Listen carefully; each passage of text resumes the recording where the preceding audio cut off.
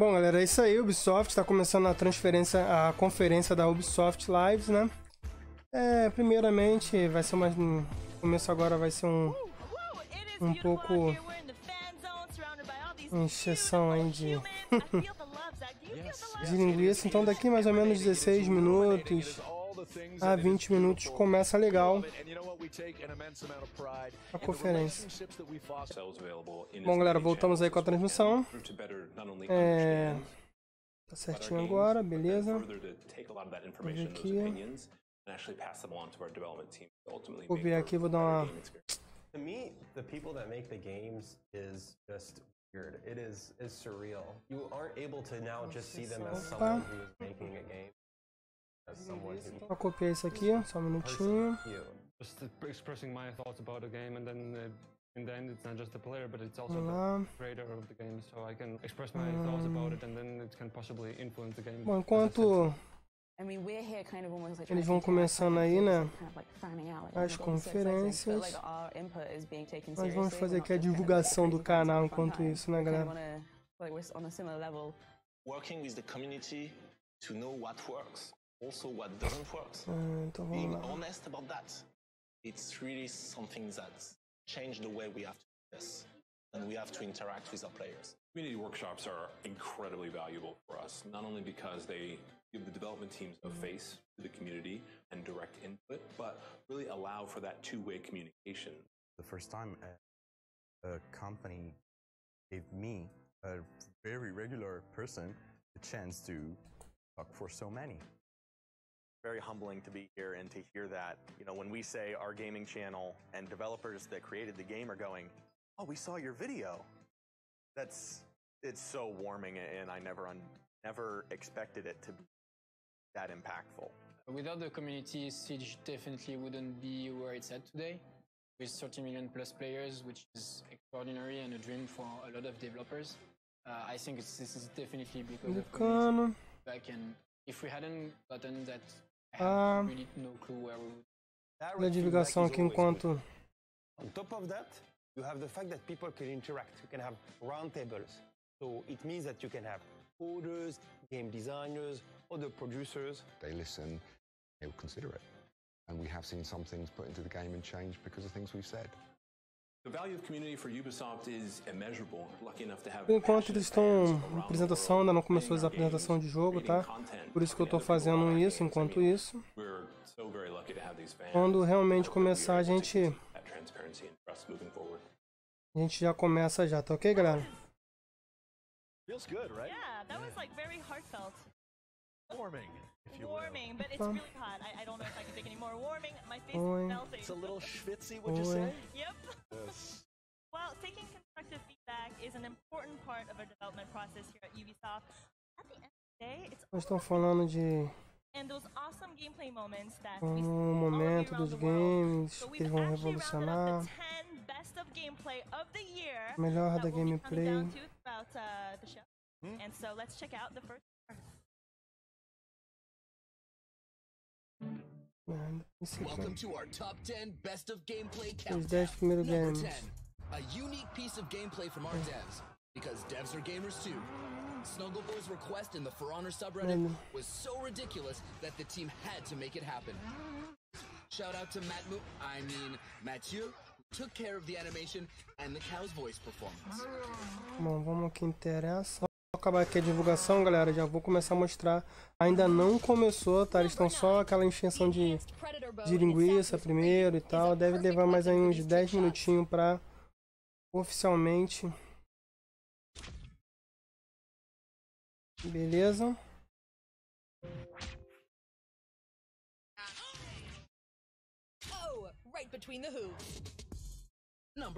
O Johnny já começou a cantar. Bom, vamos lá, galera. Vamos ao que interessa. Nossa. Cê é louco, mano. Realmente, a Ubisoft tem 1080p, tá? São os top 10 da Ubisoft. Nossa. Sunlight esse? Ah não, Far Cry 5, né?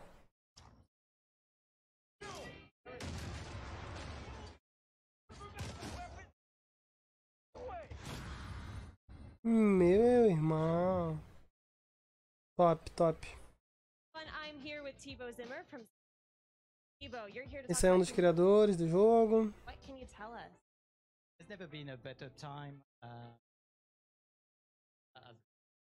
Pô, aí fica complicado traduzir, nem o cara sabe o que quer falar, pô. Deixa eu continuar aqui a divulgação, enquanto isso.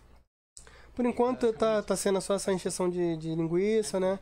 Deve levar mais aí uns 10 minutinhos. E já deve estar pronto, tá, galera? E já deve começar oficialmente. Aí vai a apresentação de jogos, né? Quais são os jogos desse ano, o que vai ter esse ano, o que vai ter ano que vem. Já oficializaram o Division 2, tá? Pra quem gosta aí do Division, já tá oficialmente Division 2, tá?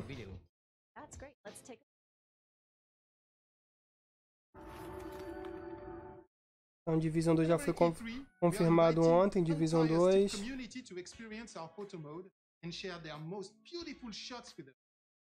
We'll pick the best one every day and rewards its creator with a GoPro camera. A gente tá esperando aquela parte que eles vão lá pro palco, tá? Ver o que eles vão apresentar. Triste porque, bom, até agora não sei se guardaram alguma coisa, mas a gente não viu aí uma gameplay legal ainda do BF5 que eu queria ver muito, mas ainda há chances de rolar, né? A gente vai ficar até o final, provavelmente não vai ser nessa agora, tá? Não vai ser nessa agora, mas deve rolar algumas coisas legais da Ubisoft. Galera, vou ser sincero com vocês, tem muito jogo bom chegando esse ano, que cara... complicado, hein? Muito complicado. Saber o que a gente vai comprar, o que a gente não vai comprar. Tá muito complicado. A gente fica vendo, pelo menos o que eu tenho visto aqui, pelo menos em algumas conferências. Cara, absurdo, mano. Absurdo. Absurdo, mano. Que cena essa. Pra mim, a Xbox. Eu não sou fanboy, já falei, não sou fanboy da Xbox. Pelo contrário, sempre quem me conhece sabe que eu sempre joguei Battlefield. Mas a conferência da Xbox, velho, foi muito top. E foi a melhor até agora. Ninguém superou essa conferência, na minha opinião. A Bethesda deu uma sacaneada na galera. Realmente, Fallout novo vai ser muito louco, vai ser muito maneiro. Acho que vai ser o novo GTA, né? E, tipo, agora vai ser muito louco, mano. Eu tava vendo um bagulho de bomba nuclear, de construção, de jogar cooperativo, online. Agora o Fallout 4 é online, então foi muito top ontem a live da Bethesda, né? Nossa, o cachorro começou a latir no meio da minha live. Tem noção? Vamos nessa. Tá bom, né? Que é a divulgação já, galera? Eu vou deixar só lá. Beleza? Enquanto é só encheção de saco, entendeu? Mas falta exatamente uns 8. Falta 6 minutos para a conferência de verdade. 4h30. Começa legal. Coisas fluírem. Vamos lá. Vai ver aqui a divulgação. Deixar vocês aqui com Ubisoft Conference. In Brawlhalla from Blue Mammoth Studio, the most recent studio to join the Ubisoft family. That's right. But just before, we're going to check back in with Zach and Hanny, who are hanging out with Carl and Marlo from Skull and Bones. Zach, Hanny, I hear it's time for some pirate stories. Yes, thank you so much. It's about that time. All the way live from Ubisoft Singapore and the Skull and Bones team. Gentlemen, what would you say is your adrenaline to jet lag ratio? Well, it's E3, so there's nowhere else we'd rather be, so we're feeling great. Right on. Right on, right? So, Carl and Marlo and Carl, great names by the way. You guys sound like a pirate duo. It's awesome. You guys are going to be shown at the big show, but we're not going to spoil anything. But what have you got for us today? Well, yeah, we want to first do a shout out to the team, the dedicated and talented team back in Singapore. You guys are awesome. It's 3:30 a.m. back in Singapore, but the guys are there. That's the dedication they're showing. So Troopers. we love you guys. Thanks a lot for the good work. Hi, Singapore.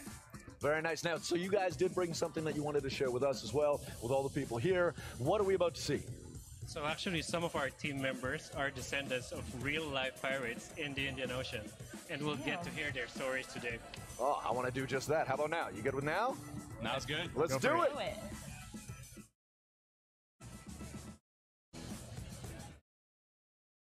Hello, I'm Paul Fu, lead narrative designer of Skull and Bones, the pirate game that we are developing right here in Ubisoft Singapore.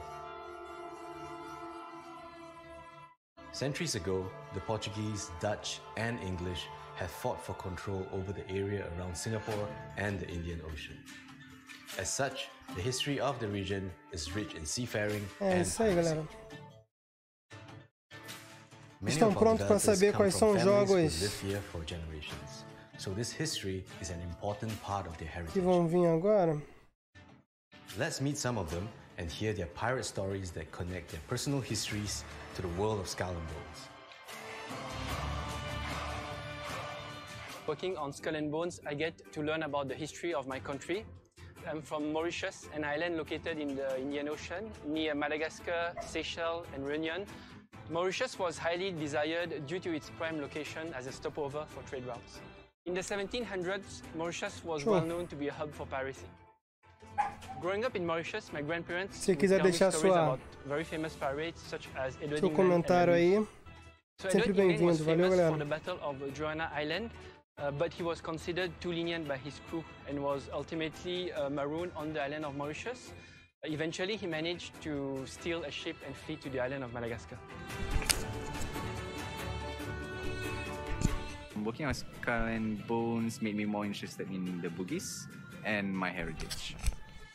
The most interesting pirates closest to Singapore are the boogies. They were mostly sailors and traders. Provavelmente eles vão falar do novo Assassin's Creed também, Spartan. My great grandfather, his boogies. He used O que deve mais rolar? Division.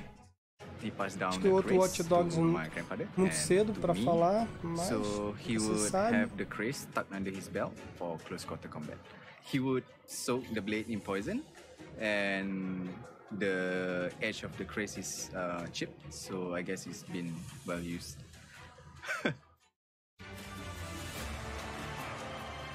Those were just a few of the many stories that have inspired us as we work on the game. We can't wait for you to play Skull and Bones and experience your own pirate stories. Join the discussion on Twitter, Discord, and our forums and let us know what you think.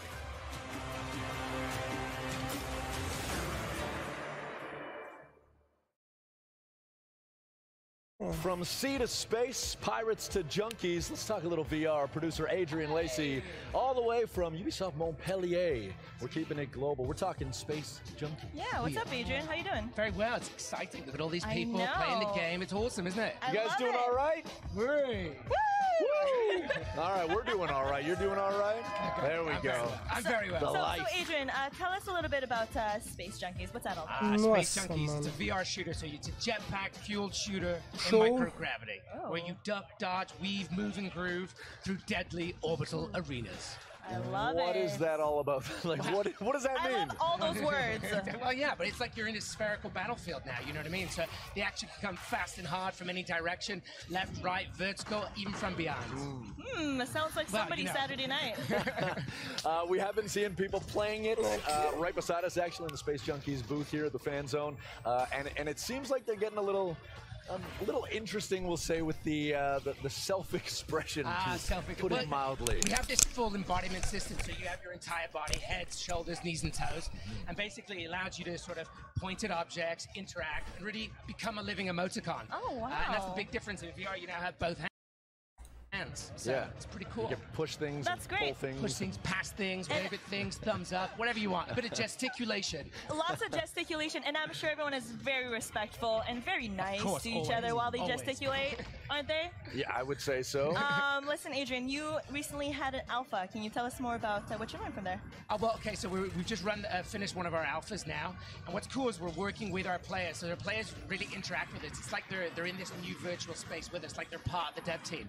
So they can point to things, show us interactions, things they like, what we want us to change, and that kind of stuff. And it's pretty awesome. It's been really good. And some of the fruits of that learning, I'm sure, will be applied in a beta? The beta, which you can register for today. Right now, you can register for the beta, which will take place on the 28th of June. So come play with the devs and gesticulate. Register now and gesticulate with the devs. Thank you so much, Adrian. Enjoy the rest of E3. Indeed. Have a great show. Wonderful. About 30 minutes to go until the big show. I want to check in with our boy Justin, though. Justin, what's good? How's it going, everybody? Where's my camera? There's my camera. How you guys doing? So if you're just joining us, you are watching Ubisoft Live. We are here in the back lot behind the Orpheum Theater getting ready for the main show. Now, if you want to join the conversation, use hashtag UBE3. Now, if you are joining us on social, in the forums, on Facebook, you're probably seeing a lot of our brand accounts, Far Cry, Ubisoft, Space Junkies even.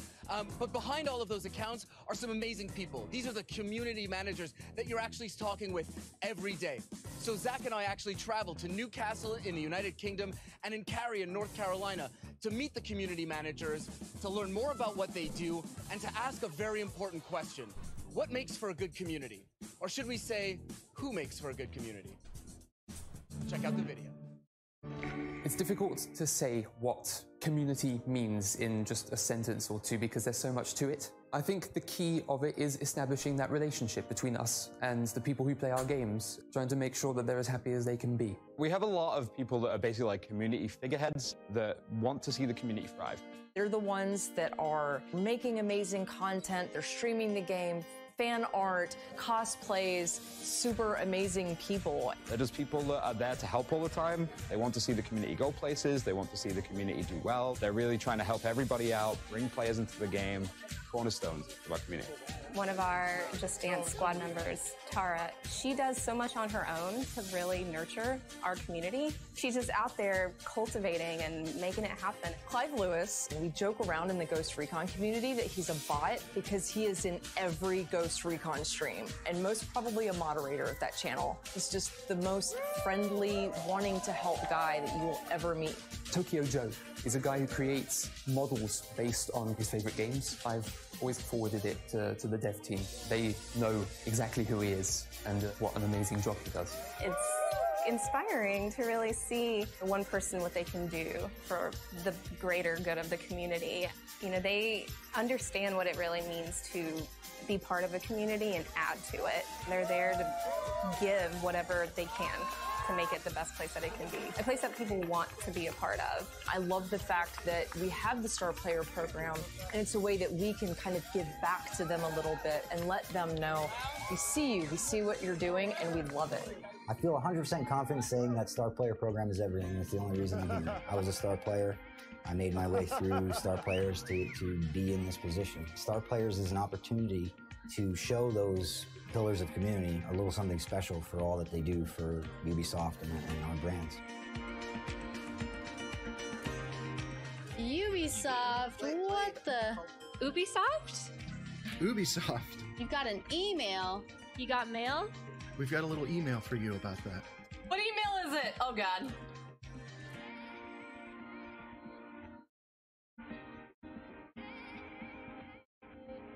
Oh, Oh, are you serious? I'm starting to. Oh my god! Okay. Chat. Ubisoft would like to invite you to join us as a Star Player at E3. We're sure you can't wait to get your bean hands on some sweet Californian chicken tendies. How do they know? This calls for some hype. This is so fucking cool!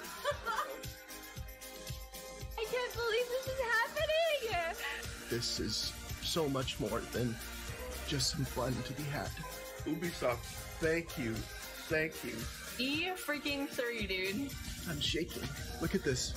Freaking hype. Thank you guys. We going to E3. We going to E3.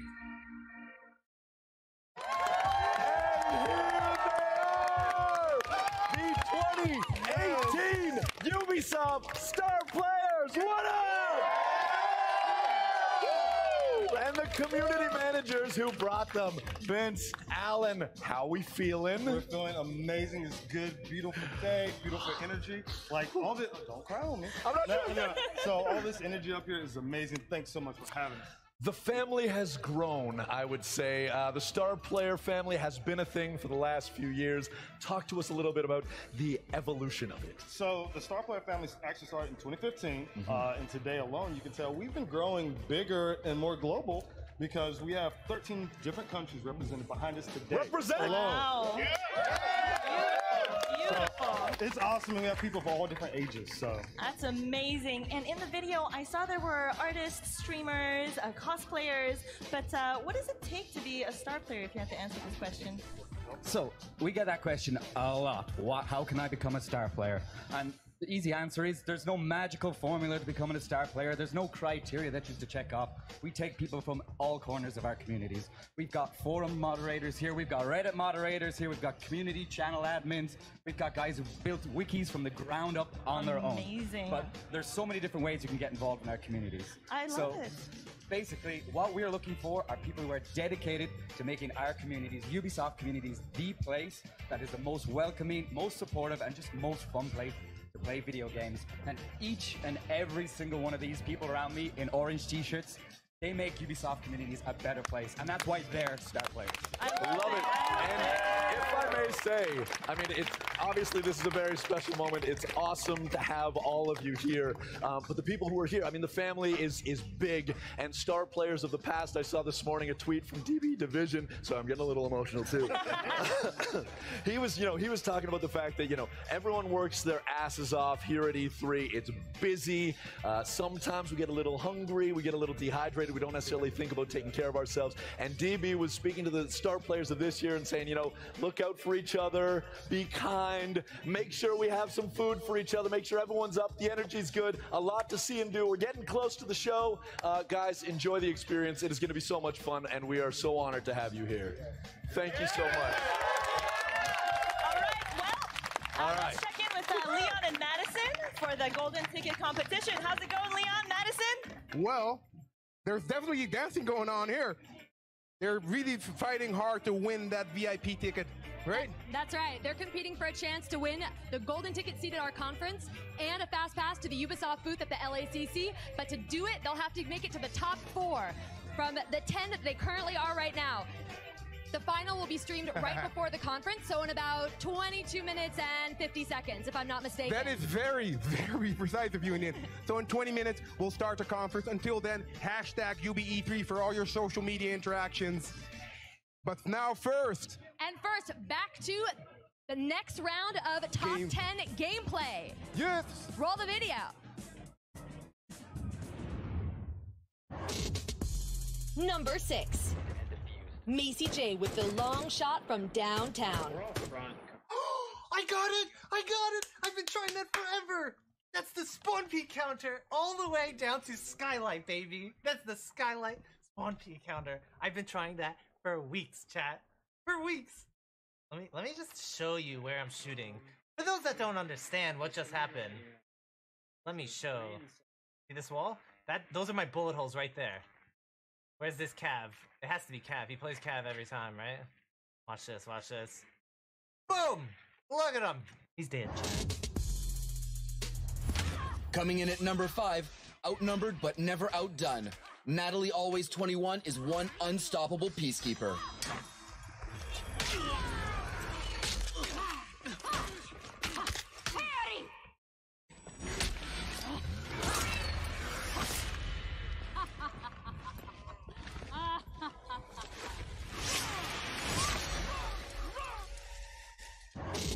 Number 4. An important life lesson from I Was Cuddles. always bring a knife to a helicopter fight.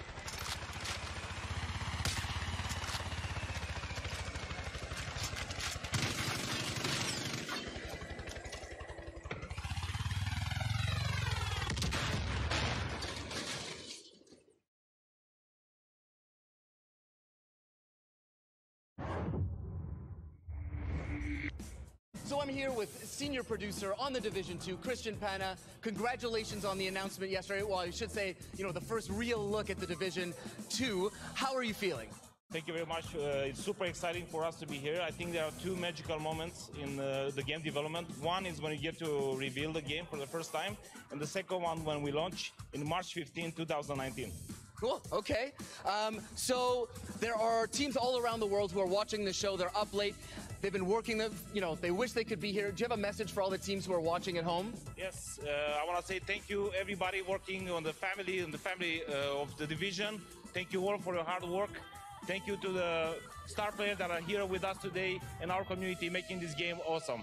Thank you very much. Amazing. So we're obviously going to see the Division 2 in the conference today. And also don't forget to stay tuned after the conference for an exclusive deep dive, 30 minutes on the Division 2, right back here in the back lot in our fan zone.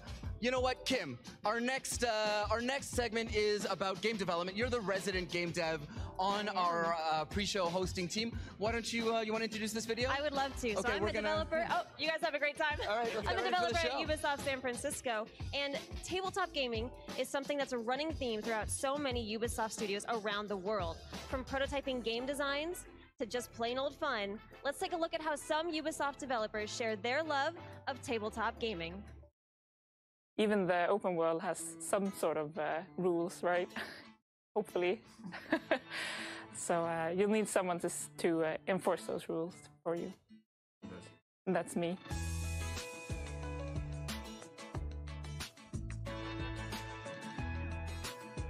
I've been playing board games since I was very young, and it was actually board games that got me into game design, which then brought me to programming. I remember I was playing with my sister and my parents to board games, even when I was a child. So I suppose I played all my life. I run 2 games of Dungeons & Dragons. One is Planescape, and the other one is a homebrew world. And I've poured a lot of time into this. I made like entire world maps, random encounter tables. So I made this map in Hexographer in my spare time. And I just started with, like, first of all, from people's backstories. I'm a grumpy old dwarf. All right, cool, you're over here. And you know what? There was a demon war, and they all come up from the north, up here in this nice, cheery place called the Abyss. There are a lot of similarities. I mean, card games tend to be all about the mechanics, and I love mechanics. It's a big part of what we do as gameplay programmers, so there's a very natural overlap there. I think it's very important when you're a gameplay programmer to have also another experience of game. They can be like board game or card game, because if you do only programming, you kind of lose what it's really like. But if you're yourself a player, you can really, when you implement something, you can say, okay, as a player, I know this will be fun. You know, I play board games with my coworkers, and learning how they think and how we work together when we play is a great way to do better features when I do programming. Because if I know how we think and how more other people think, it's easier to work around and make great features that are accessible for everyone. Scratch that, No. just to get Chicago. But I'm thinking I play my role differently. It's in the rulebook, it's in the rule. It's fine. Features like, for example, crafting, resource management, how can they play out? They can be prototyped through paper prototyping and board game mechanics, and then translate very easily into a video game setting and a UI. I'm currently doing a lot of prototyping, a lot of discovery, and we don't have anything set in code yet, but we have a ton of ideas. Let's bust out the index cards and my collection of figurines and all of my dice and create sort of like board game representations of the experiences we want to create. And then to talk to the programmer, said, play this thing, what do you think? Oh, that's cool. Okay, when you get to do that and just communicate in that way with somebody, it's really refreshing because everyone's just on the same page and they were having fun, I was having fun. And I think that's the game designer. We aren't there to tell you, you must follow the story. We're here to say, here's the thing, what you're gonna do. And here we are now, joined with friends and family from Rainbow Six Siege, community developer Craig Robinson, better known to the world as It's Epi. And then over here, Alex or Zoronic. And I think we're going to go with the fact that you are you were part of the Ubisoft star player family. You still are. Last year you were here, smiling, shining. You are a former pro player with Rainbow Six. You are an analyst. And obviously that beard is a thing of beauty as well. Anything I missed? No, thank you. I think that's spot on, yeah. Feeling good? Good. Now, your involvement with Rainbow Six has obviously been for a while, but things done changed. I'm going to say about 5 months ago or so with the Six Invitational. Why don't you tell us a little bit about that? I was lucky enough to be analyst on the second Six Invitational we had, which was amazing. It's been twice as big as the first one, and pretty much just everything is growing bigger and bigger. So let's just take a step back for those of us who don't know what the Invitationals are. Craig, can you tell us a little more about what the Pro League Finals are exactly? Absolutely. So every 6 months we have an event where we bring the best teams in the world to one city for a LAN final, and they kind of duke it out over the course of a weekend to figure out who the best team in the world really is. Okay, so a couple weeks ago, it was Atlantic City for the Season 7 finals, and I want to take a look at the grand finale. And we had Pentasports, and we had Team Liquid, and we had a bit of a rough start in match 1. Let's check this out. Map 1, excuse me. Yeah, Pens are this dominant team out of Europe that's just notorious for winning almost everything. They've won half of every Pro League finals we've had so far. So I think everyone was kind of expecting them to take everything. Yeah, and what are we looking at in this clip right here? Penta's on the orange side and Liquid on the blue, and Penta's just about to take first map 5-1, which is something we don't see often. Why do we not really see that too often at that level of play? Teams are just getting so close that it's not something common, and when it happens, it's normally the team getting the lead early on that just wins everything, because momentum means everything. So after this first map was played out, it was pretty much expected that Penta was going to run away with it and take the win? Yeah, definitely. But it didn't look like Liquid lost their mentality, as we'll see later. Well, we'll see in map 2, the underdog Team Liquid will catch up to Pentasports. So why don't we see how they did in map 2? Roll the clip. See here the Jaegers. Wow, bullet will go down. That's the first kill. Goga going in for the quick plant on the thermite. Jonas holding off for any of the rotations, and will this go down? Yes, it will. Sexy Cake though will drop 1, 2 kills though. A flurry for Liquid as Goga gets 1. Stick with 1 more. They're on fire. Pengu, last man alive here. He's got a clutches. He's done it before. He's waiting. He spots the one player. Zig is somehow still alive, but he gets shot from the side. Ladies and gentlemen, Team Liquid, they survive, and we'll see a third map. The revenge from last year. Liquid almost going down. They bring it back in. The energy on this team is absolutely insane.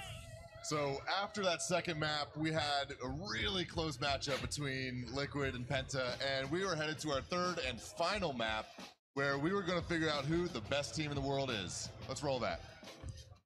So, Alex, in this map, what's happening? What are we looking at with Liquid versus Penta? Well, after a map and a half, it seems like Liquid finally found their old style of playing, which is the Brazilian way. It's brute forcing, just powering their way through. Penta has this called EV Plus game style, which comes from poker and chess, where you always take the right choice, so to say. They'll go with the option that is more likely to win, and Liquid just brute forces through that. What does that mean, the right choice? If you have two options, one is a 80%, one is a 60%, they will always go with the 80%, but that makes them predictable in some way. You're playing up against a harder, I guess a harder strat if you choose to brute force through that, but they made it work. So what Team Liquid was doing was leaving certain avenues of approach open and vulnerable on purpose. Yeah, they were basically baiting them into taking these choices. Absolutely, and Team Liquid won the finals. They won the whole thing. What does that mean for these players, but also the Latin American community? I think, as you can see on screen, it means about the world to them. Sick, letting a little cheer go there, and it's not just for the Brazilian community or the Latin America. It's for everyone in Siege. It was huge. Absolutely. I mean, yeah, as you said, two tears being shed. And then he walks over to Penta before he's even had time to dry his eyes and congratulate them on their win. I love that. What can you tell us about the amount of respect that these two teams have for each other? Well, it's beautiful. They take 30 seconds to celebrate, and then the next thing in mind is to go over and shake the hands of the teams that just lost. That's a really nice visual. But as we move things forward, obviously, you know, with Rainbow Six Siege, it's always in motion. There's always something happening. There's always changes, improvements. What are we expecting now as we shift closer to the next season and all the changes that are coming? Well, with the pick and ban coming, teams are going to have to change the whole way they play. It's going to be much more adaptable, like mid-round, and the way strats are built is going to change in the favor of the dynamic teams as well. And I think it's really going to be, it's a really exciting time for the Siege dev team because, as our game director said, it's going to put the creativity back in the players' hands. That's awesome, guys. Well, thank you so much, gentlemen. Enjoy the rest of E3. I know you have a lot going on. And so I think we got some gameplay. More gameplay. And you know what? We might just see a little bit more Rainbow Six Siege. Roll the top 3. Number 3. Come here. Come here. I got a present for you. Get down. No clue. Get down. Get down again. Come on. Oh, come on. Go. Dude, there we go. Our number 2 clip proves that gold is gold, no matter what.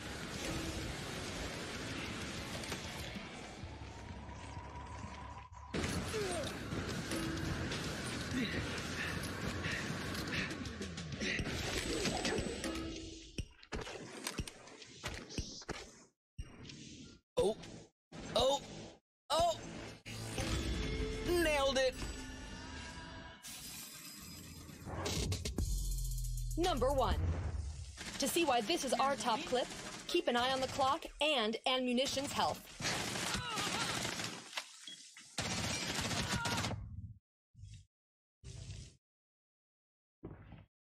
Seconds remaining. 4 last operator standing. 10 seconds. 5 seconds. Oh my god! Nice. 1 HP! I had 1 HP! She fucking ran from me! Oh my god! Did you have 1 HP?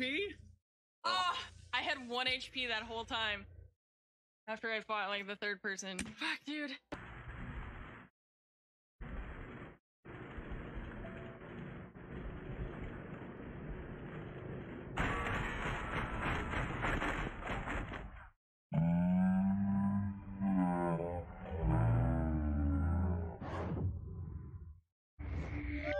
That was amazing! Ammunition killed it! At the buzzer. At the buzzer. No health. Inside of 10 minutes, as a matter of fact, 8 minutes to go until the big show. If you are tweeting, if you're doing anything on the social and you're talking about Ubisoft, please use the hashtag UBE3, and that way we can see it all and harvest all of the content good. and tweets. I got this thing handed to me while we were in that top 3. I don't know exactly what it is. It is addressed to Yes Guilamate. Oh, is that like a terribly butchered version I'm of Gimo? gonna go ahead and assume it's for Eve, and I'm also gonna assume that's why it was handed to me. That's the process I will be the buffer in this instance. Yeah. And it says it's from H. Drubman Jr. Oh, Any ideas? Listen, I don't want to have anything to do with this. I wanna see it. Sounds real sketch. Let's check you it want out. to see it? Let's check it out.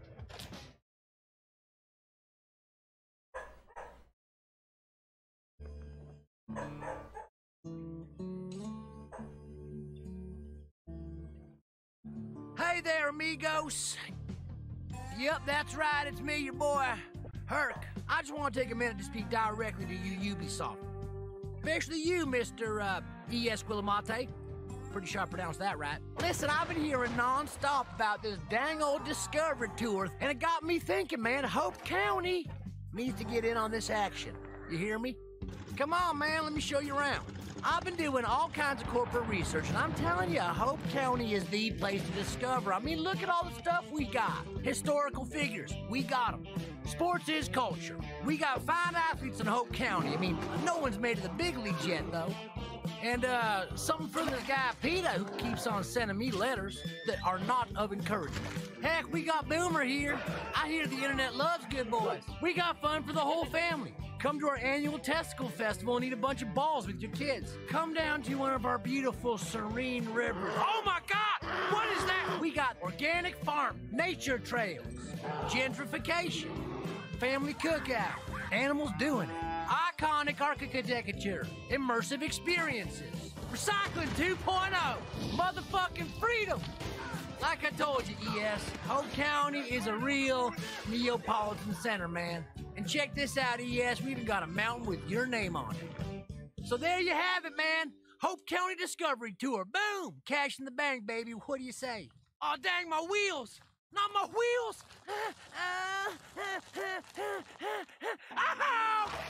Oh, cougars! It's biting my face! It's on my back! It's on my nuts! I don't... Oh, he's leaving. He's leaving. So you have your people call my people, and we'll figure that... Oh, shit! He's coming back! He's coming back! Okay, I think he's gone. Oh, I landed on my keys. Oh, declined? Oh man, no. This is not a thing, you guys. Listen. Look good to me. I don't know. No, I work on Far Cry. Listen, Hope County Discovery Tour is not a thing. Not a thing. Okay, right. Highly doubtful. Erroneous headlines is what it is. All right, what is happening right now? The grand final of the Golden Ticket competition right over here. Leon. Yes. We started out with 250 eager players. We went down to 10, and now these 4 wonderful people next to me are gonna fight for their right to party, to come into our conference, and for the ultimate bragging rights. Are you guys ready for the ultimate battle? Yeah. Hell yeah. All right, but before we do, let's talk a little bit more about the game. Matt. Thanks, Leon. I'm here with Matt Woomer, one of the founders and creators of Brawlhalla. How's it going, Matt? Going great. Thanks for having me. Thanks for being here. Could you tell us a little bit more about what our finalists will be playing today? For sure. They're playing Brawlhalla. Brawlhalla is short for the Grand Tournament of Valhalla. Valhalla is the Viking warrior heaven. But the Valkyries haven't just brought Vikings. They brought ninjas, they brought pirates, they brought monsters, they brought aliens. So there's tons of characters for your players to choose from. That sounds awesome. So all the great warriors are there. All the great warriors of the ages. Fantastic. So do you have any advice for our players? For sure. You want to use the B attack. You want to build up damage. You're going to get 2 points for each knockout you do. You have 2 minutes. At the end of the 2 minutes, whoever has the most points gets the golden ticket. That sounds fantastic. Well, let's head on over there and get this final started. Indeed. All right, are you guys really ready? No. People, make some noise for this finale. Are you ready? Woo-hoo! All right, I would say press the button. And then countdown. Dun, dun, dun. The anticipation is real. 3, 2, 1, fight! All right, we've got 4 good characters here. We've got Ada. Ada has a spear and she has blasters. Really quick character, good for getting in close. We have Ember. Ember is a warrior from the forest. She's an elf and she has guitars and she also has a bow and arrow. Very dangerous for the wolf character as well. Nash is our caveman. Caveman has a hammer, he has a spear, and he has some heavy, strong attacks. And finally, we've got Azuri, the cat lady. The cat woman has guitars, and she also has a sword, and she'll also be moving in for quick attacks. Now we look here, and some characters have, there we already got a kill. We've got, another kill. Wow, they're racking them up quick here. You can fight unarmed, and that's fine, but what you really want to do is see these weapons, these weapons that are falling from the sky. When you pick them up, you're going to get one of your 2 main weapons, and there we go. They have figured out the weapon system and are doing really well. Ember is going in and mixing it up. She is really in the middle of everything. Nash is kind of backing off, letting the battle come to him. And that worked out for him with a hard ground pound. It's 4-4 with under a minute left. We have anybody can get into this. Ada can get in with a nice double kill. Azuri can get back in with just a single kill. It's tied up at the top. It's mixing it up right there in the middle. Wow, there's 30 seconds left. Ember's got a weapon. She's right there in the middle. She's holding on to that lead. Oh, she's picked it up. She's got 6 points. Somebody needs to step up. We're under 30 seconds. Nash is moving in hard. We need to close it out. You guys need to move in. You got to take it away from Ember. She's doing well. Oh, Azuri's got the ground pound. She's coming in for it. She's going to try and make her move right now. She's looking for the hit, looking for the hit. Is she going to find it? 10, 8, 6, 5. Oh, 6-6. We are tied up. 3, 2, 1. It is tied. Luckily, this game comes standard with a tiebreaker. They're both top characters are at deep, deep red. They're going in hard. Decide a winner. Anything happens. Anything can go. We have to pick. And the winner is. All right. Here you go. Golden ticket. Ultimate Gaming backpack. Let's go. Let's go. Enjoy the conference.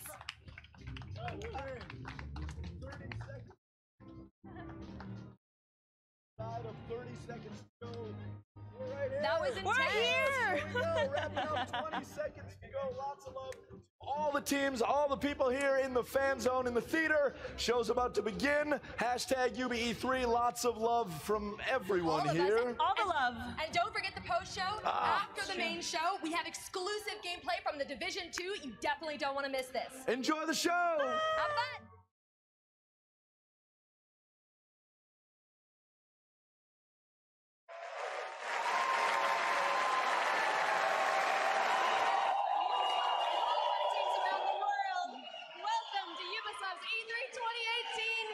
Thank you for joining us here in the theater and online at home. We cannot wait to show you what we have today, and I can promise you it's more interesting than a keychain. Too soon, maybe? Too soon?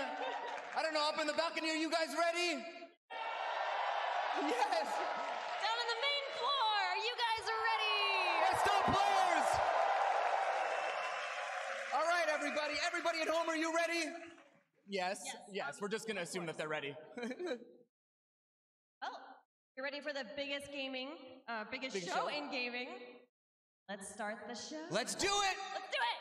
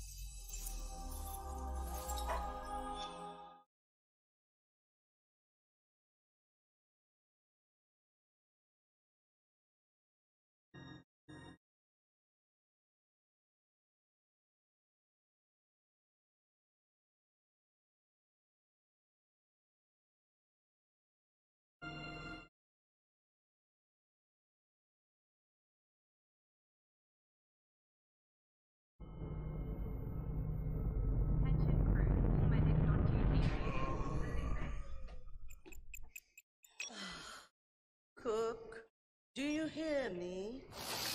Roger, Uma.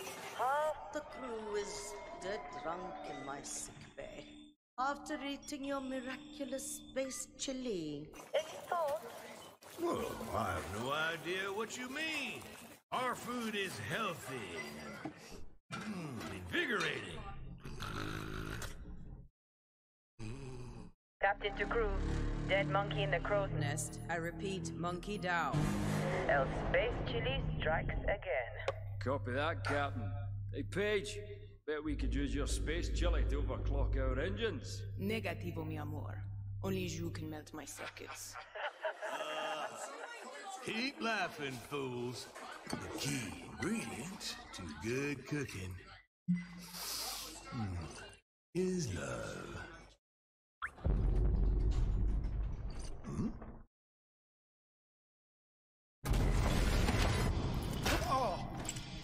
What? Engineering to officers, we are dead in the water. I repeat. Main engines are cursed. Nox, come in. What have we got on the scanners? Jack shit. Nada. Hey, wait. I see something. 3 o'clock starboard. It's massive. Like, get back here, Shani. Hold off!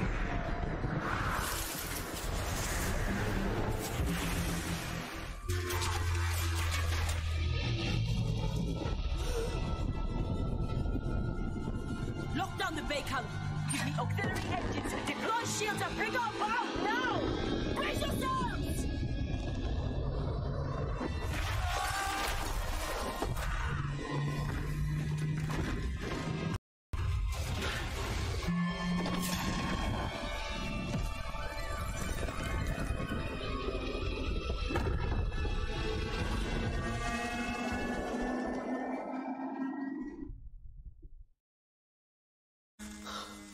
Gods protect us.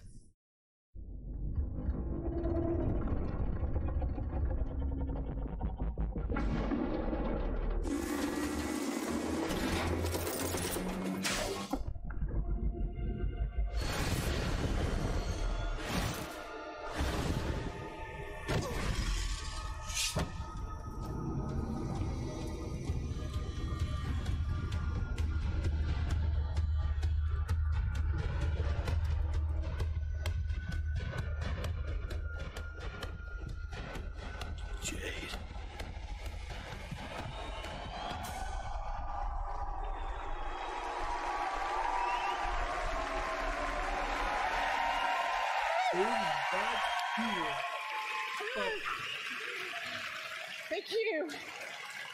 Hi. Thank you. Hello, I'm Gabrielle Schrager, Narrative Director. And I'm Guillaume Brunier, Senior Producer. We are so happy to be back this year to share our progress on our space opera, Beyond Good and Evil 2, a game full of wonder, emotion, danger, and high-stakes drama. Last year, you all saw the enigmatic green-eyed Captain Dakini leading the legendary crew of the Gada on a quest to discover the location and the mystery behind the deep space artifact known as Moksha. But Dakini has since gone missing. Shani is now captain of the Gada, and she's leading her crew into the deep, unexplored space beyond System 3, when they come face-to-face with their nemesis. Fans will have recognized a ferocious young Jade.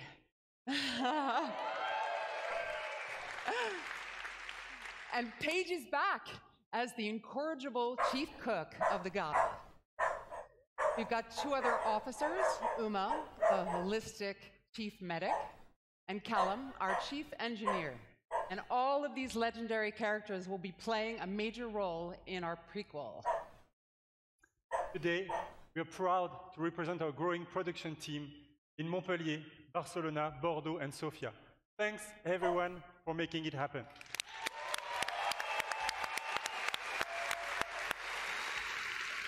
Thank you. Thank you for them. Thank you. Thank you for them. In BGE2, you are a space pirate captain in a distant galaxy near the end of the 24th century. Yep. At this year's E3, we will be showcasing a new behind closed doors demo, offering a first look at our major location, the the sacred city of Ganesha. Now, let's take a look at our first pre-alpha gameplay footage.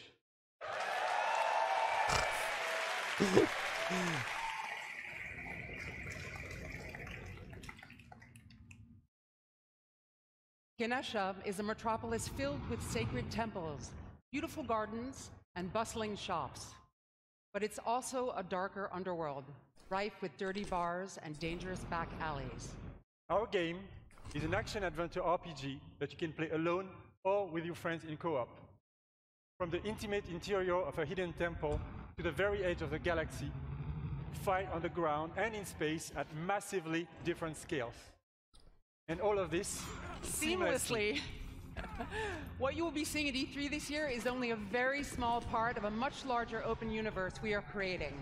A universe we are also building with our fans. Yeah?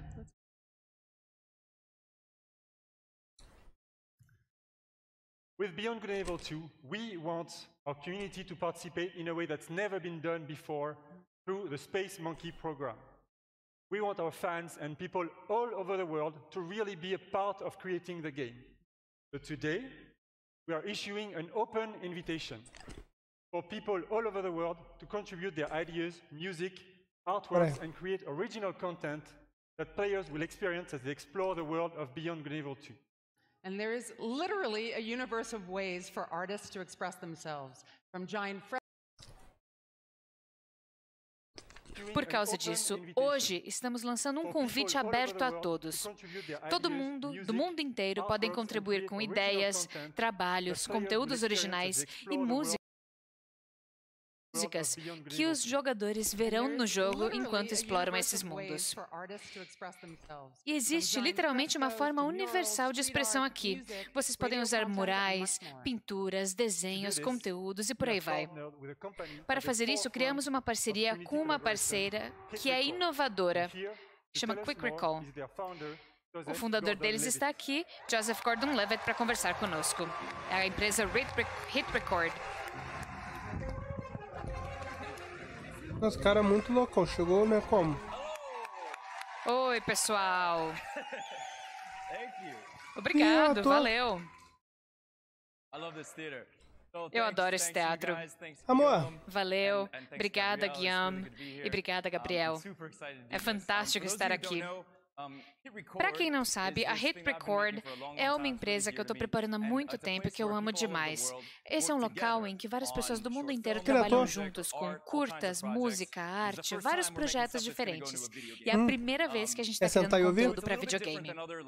Isso aqui é um pouquinho diferente das outras plataformas de criação. Por quê? Porque o objetivo da Hit Record não é só publicar e promover coisas que vocês fizeram sozinhos. A ideia é criar uma verdadeira colaboração. Por exemplo, quando a gente está criando uma música para Beyond Good and Evil 2, a ideia não é fazer uma competição em que todo mundo manda música e a gente escolhe uma ou duas e coloca. A ideia é criar a música em conjunto. A mesma coisa com todos os elementos visuais. Então, se você for um roteirista, um músico, um ilustrador, um grande artista, ou alguém que se importa com Beyond Good and Evil 2 e com esse mundo e que quer participar, legal, vocês vão poder contribuir de várias formas. Os nossos primeiros grandes desafios de criação estão agora, ao vivo, sendo lançados na internet. Tem alguém lá no escritório lançando isso imediatamente. Então, por favor, entrem no nosso site, vejam a página do Beyond Good and Evil 2 e vamos lá, galera! Não sei se foi parte do tempo agora. Eu sei que a semana foi fechada.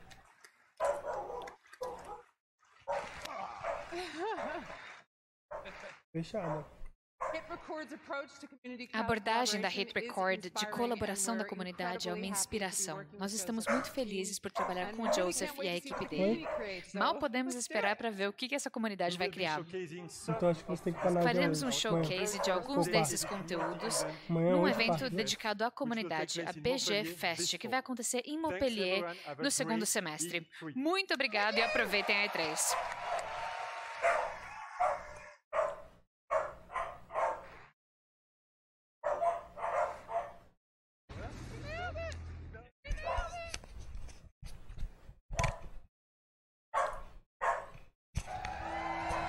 Ih, rapaz, Rainbow Six.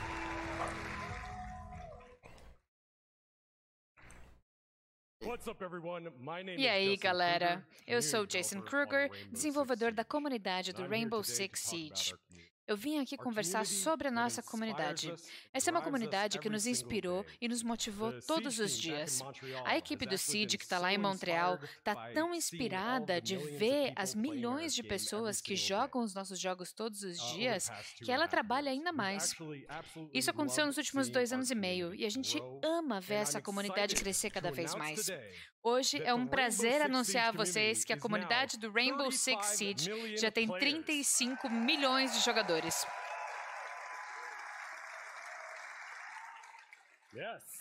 É isso aí.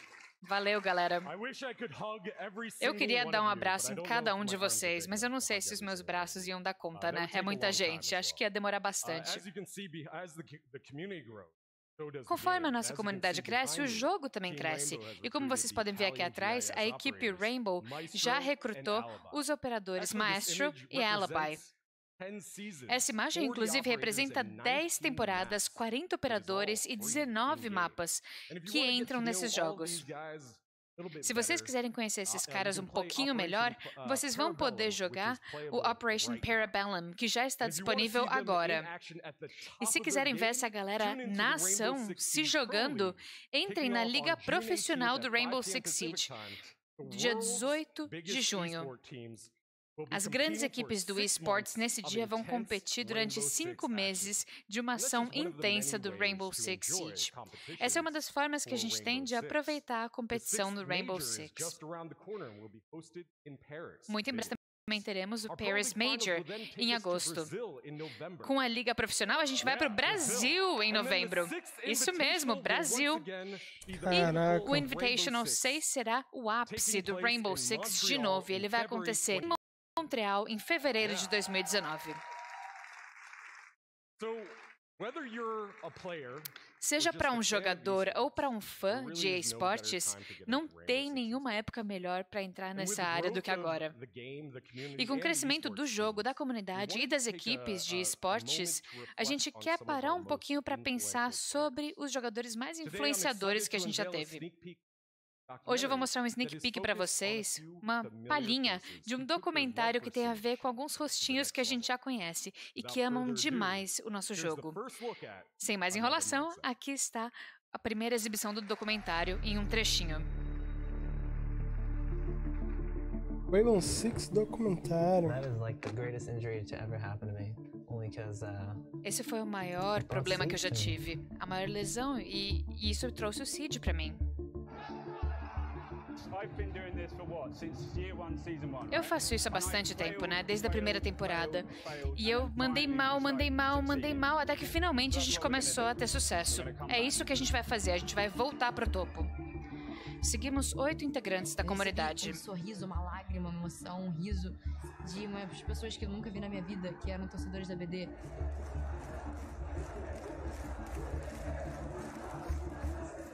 Que viram no Siege mais do que um jogo. Você tem que realmente botar toda a sua emoção dentro do jogo. E que decidiram ir além.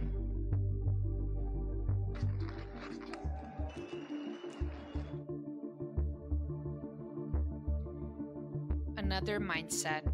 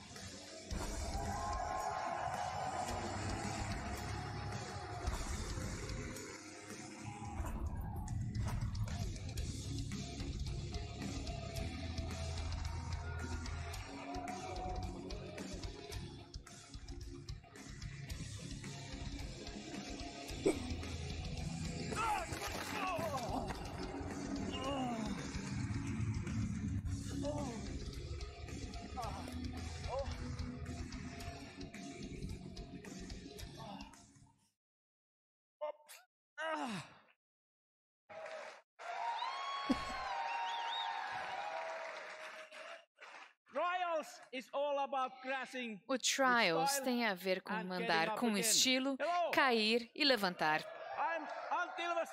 Oi, pessoal, eu sou o Antti Veso, diretor de criação desse jogo e o primeiro-ministro da Finlândia. Hoje é um prazer anunciar que o Trials voltou e que ele está maior do que nunca.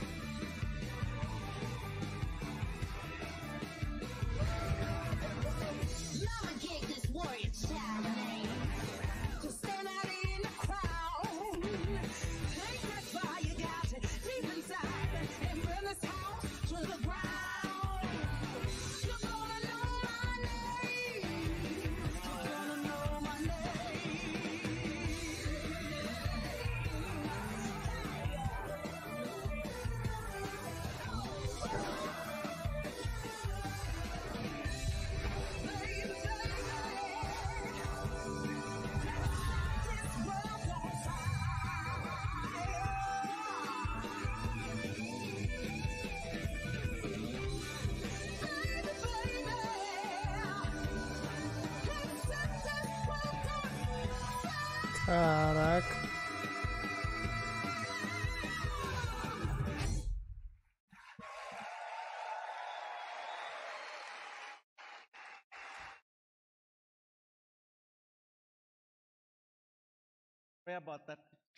Foi mal aí, viu, galera?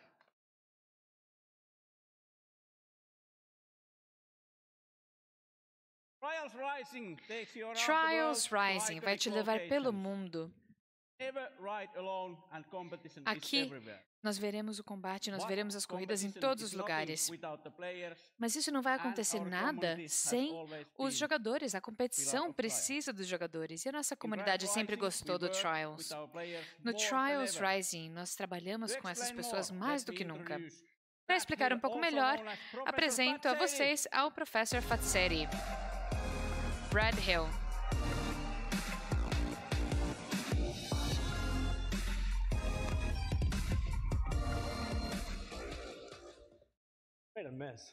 Nossa, cara, você sujou tudo. Muito obrigado, Antti. Oi, pessoal, tudo bem? Eu sabia que você ia estar aqui na frente. Eu virei um fã do Trials porque ele é desafiador, mas ele é muito, sabe, cheio de recompensas quando a gente supera alguma coisa difícil. Mas eu não tinha percebido que muita gente tinha dificuldade com fases mais difíceis. Então, em 2013, eu criei a Universidade do Trials, um canal do YouTube para que todo mundo virasse um mestre nisso. Antes de continuar, eu preciso falar o seguinte: aplausos para o pessoal da Ubisoft Start. Aê, valeu. Há 5 anos, eu era um jogador estrela como eles. Mas eles falaram comigo para criar o design e a criação de todo o conteúdo de tutorial do jogo. Essa foi uma experiência fantástica para mim. E eu não fui o único que participei de tudo isso. Nós tivemos 20 integrantes da comunidade, a elite do Trials, que ficaram envolvidos no desenvolvimento desse jogo nos últimos 2 anos. Tinha a galera que trabalhava com várias áreas diferentes, por exemplo, corridas rápidas ou de outra natureza, e todos trabalharam para trabalhar e criar esse jogo. Para quem quiser participar, é só se cadastrar no trialsgame.com para participar de um beta fechado que vai ter mais para o fim do ano. É isso. Peraí. Não vai ainda não? A gente não vai colocar um muito em breve aqui? Porque eles querem uma data de lançamento, né? É verdade. Tem razão. O Trials Rising será lançado em fevereiro de 2019 para PlayStation 4, Xbox One, PC e pela primeira vez Nintendo Switch.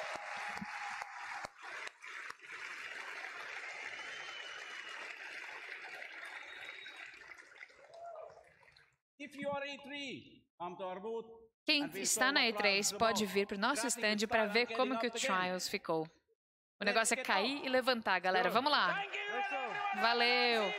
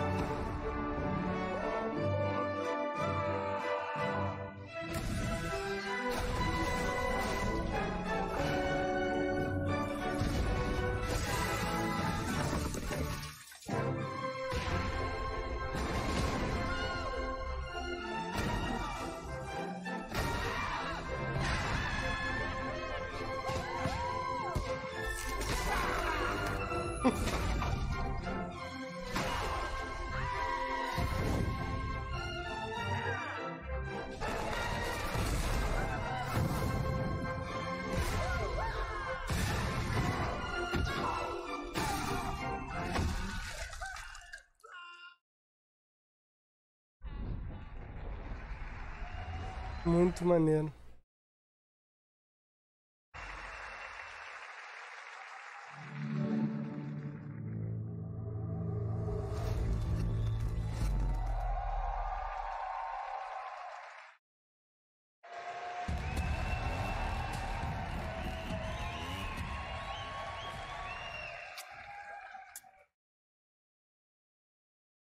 My name, Julian Garrity. Meu nome é Julian Garrity e eu sou o diretor de criação de Tom Clancy's The Division 2. On Black Friday, a strain smallpox Na Black virus was Friday, released on dollar bills in uma New York cepa City. de um vírus muito letal foi lançada and em chaos Nova York. spread A infecção e o across the caos se espalharam por toda a nação. 7 months later, 7 meses virus has depois, mostly burnt esse itself vírus acabou quase America sendo extinto, tearing mas itself o apart. país agora está se destruindo por dentro. Washington, D.C. está bem no coração dessa batalha, com uma ameaça constante das facções perigosas e por causa isso aí, disso valeu os aí. civis estão tentando reconstruir Agradecer o aí o espaço. Clash BHS, Essa mano. Tamo junto, sobrevivência meu está a parceiro. semente para o renascimento Valeu. da sociedade.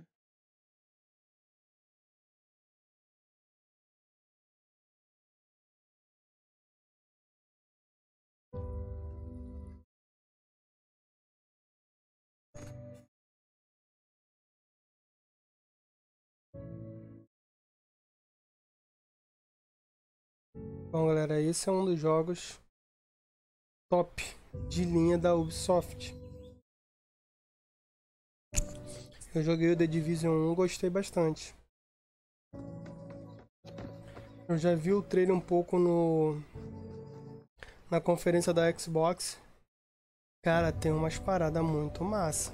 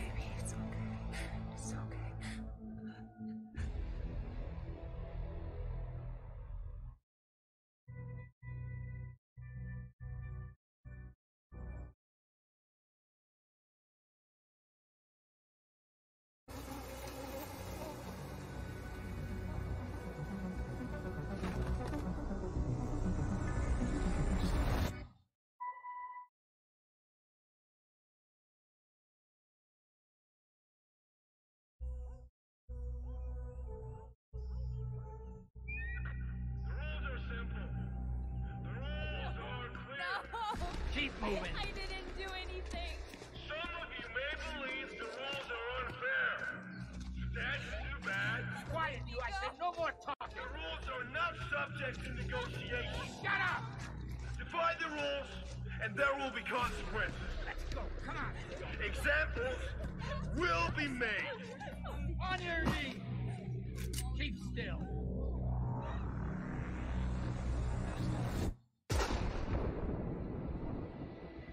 Rapaz.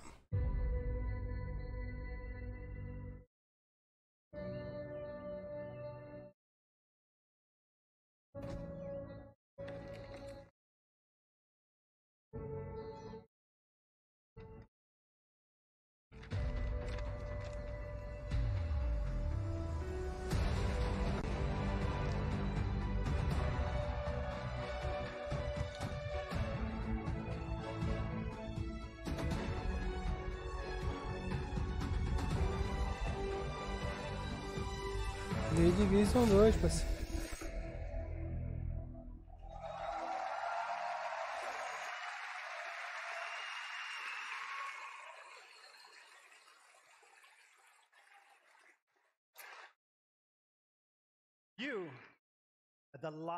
Você será a última defesa possível para esses civis e para o país. Se você fracassar em sua missão, a história será escrita por tiranos. Se você for bem-sucedido,